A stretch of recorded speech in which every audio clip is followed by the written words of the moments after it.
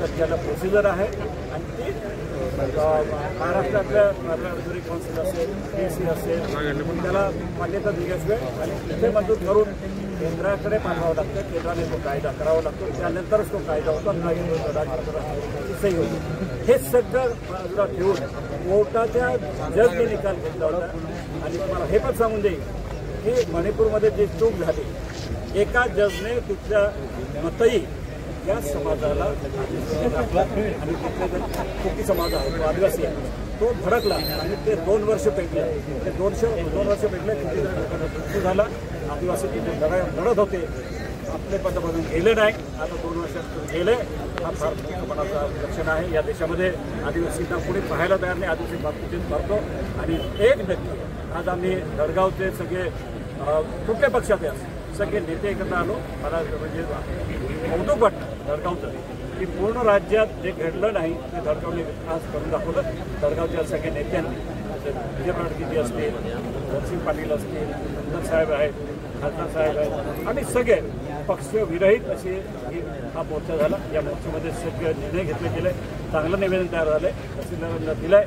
राज्य सरकारला आम्ही जे पाठवलं आहे त्याच्यात त्यांनी अंमलबजावणी करावी आणि याच्या पुढे आदिवासी विषय येताच कामा आहे आणि जो तो याच्यात येण्याचा प्रयत्न करतो परंतु आमच्याकडे राज्यघटना आहे.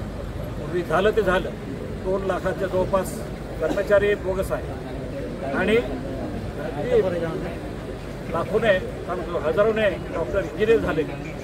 MD होऊन बाहेर पडले. आम्ही पाहत राहिलो.